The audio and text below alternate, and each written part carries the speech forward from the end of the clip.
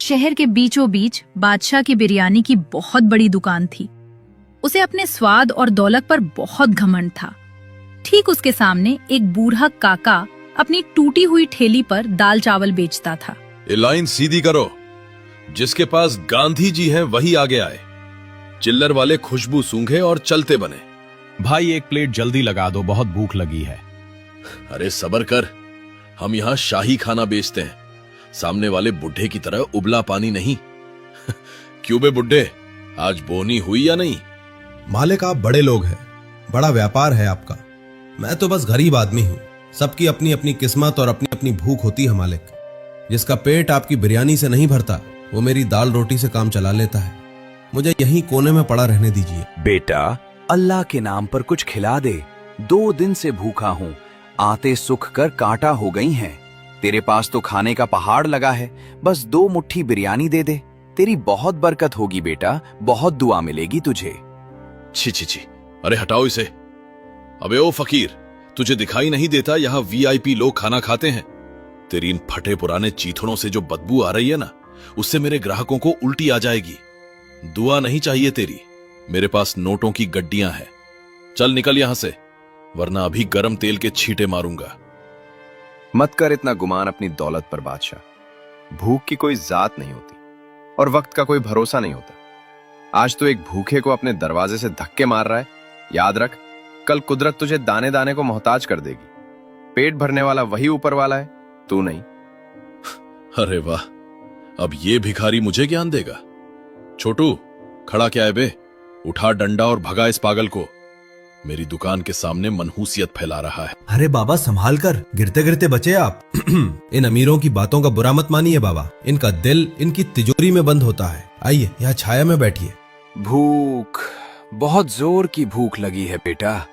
ऐसा लग रहा है जान निकल जाएगी।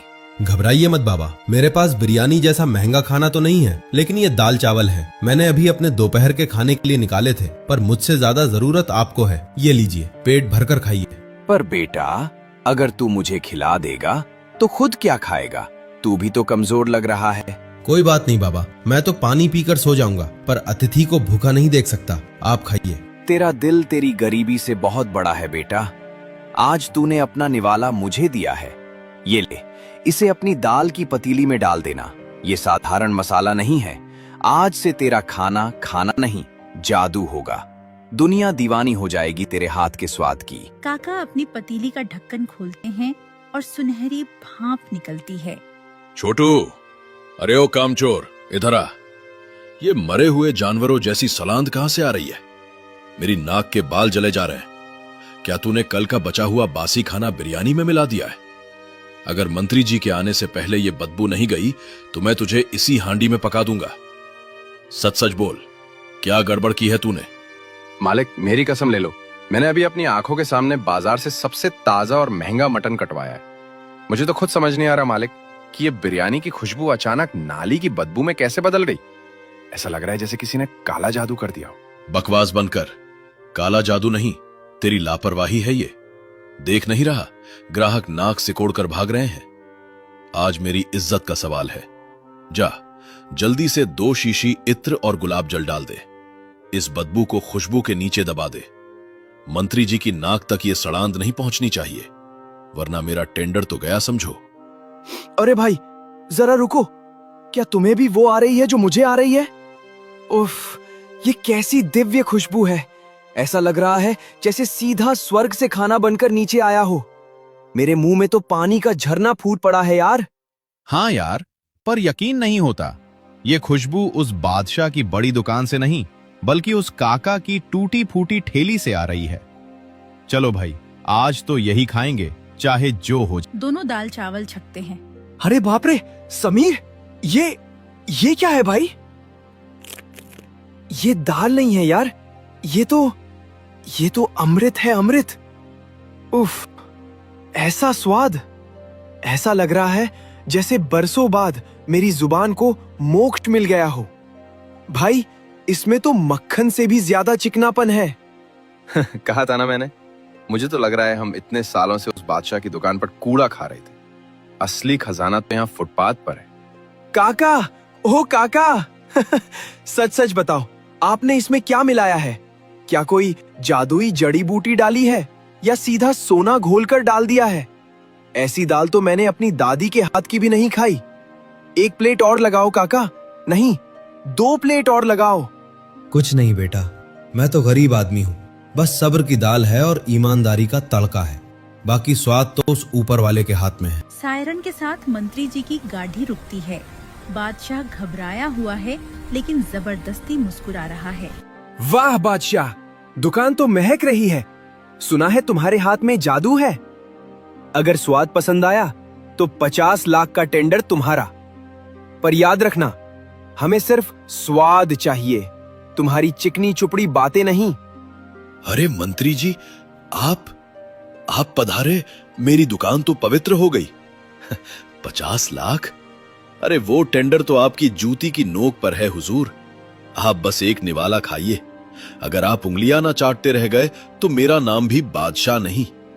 मैंने खास आपके लिए वो शाही मुगलाई हांडी बनवाई है जिसमें कश्मीरी केसर और ढेर सारा असली घी डाला है। लीजिए हुजूर, दिल थाम कर बैठिए। ढक्कन खुलते ही खुशबू की जगह काला धुआं बाहर निकलता है। मंत्री जी खांसने लगते हैं। ये क्या है बादशाह? ये धुआं कैसा है? क्या हमें जला हुआ खाना खिलाओगे? ये क्या भद्दा मजाक है? चावल कहाँ है? मटन कहाँ है? इसमें तो सिर्फ राख और काले पत्थर भरे हैं। क्या तुम हमें पत्थर खिलाना चाहते हो? राख? पत्थर? नहीं साहब, ये नामुमकिन है। मैंने खुद अपने हाथों से पकाया था। ये पत्थर कैसे बन गए? मेरी बिरयानी राख कैसे बन गई? खामोश! एक लफ्ज और नहीं। ये सिर्फ धोखा नहीं, हमारी तौहीन है। तुमने एक मंत्री को राख और पत्थर खिलाने की जुर्रत की है? इंस्पेक्टर, हथकड़ी लगाओ इस पाखंडी को। इसकी दुकान अभी सील करो और इसका लाइसेंस हमेशा के लिए रद्द कर दो। इसे पता चलना चाहिए कि जनता के साथ खिलवाड़ करने का अंजाम क्या होता है। सरकार, रहम, मेरे बच्चों की कसम, मैंने कुछ नहीं किया। मैं तो बिरयानी का बादशाह हूं। मैं अपनी ही बिरयानी में राख क्यों मिलाऊंगा? यह जरूर किसी दुश्मन की साजिश है या कोई काला जादू है हुजूर। मेरी दुकान मत बंद करो, मैं बर्बाद हो जाऊंगा। रुको, ये खुशबू कैसी है? अभी तो यहां सड़ांध थी, पर अब हवा में ये केसर और इलायची जैसी मिठास कहां से घुल गई? ऐसी महक तो मैंने आज तक शाही दावतों में भी महसूस नहीं की। मंत्री जी काका के ठेले के पास जाते हैं।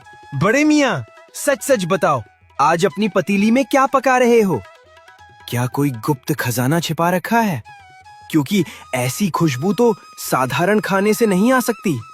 अरे नहीं सरकार, मुझ गरीब के पास खजाना कहाँ। मैं तो रोज की तरह सादा दाल चावल बेच रहा हूँ। ना इसमें कोई महंगा मसाला है ना घी। बस शायद किसी भूखे की दुआ और मेरी मेहनत का पसीना इसमें मिल गया है। माफ कर दीजिए अगर कोई गलती हुई हो। मंत्री जी काका की विनम्रता देखकर पिघल जाते हैं। वो उत्सुकता में एक चम्मच दाल अपने मुंह में डालते हैं। सुभान अल्लाह! अद्भुत, अविश्वसनीय। ऐसा स्वाद! ऐसा लग रहा है जैसे बरसों बाद मेरी माँ के हाथ का निवाला खाया हो। इसमें मसाले नहीं, ममता और ईमानदारी घुली है बाबा। सुनो सब लोग, असली बादशाह ये है, वो नहीं जो अपनी दुकान सजाकर बैठा था। ले जाओ उस मिलावटखोर को, उसे जेल की हवा खाने दो। और बाबा, वो 50 लाख का सरकारी टेंडर और कैंटीन का ठेका आज से आपका हुआ।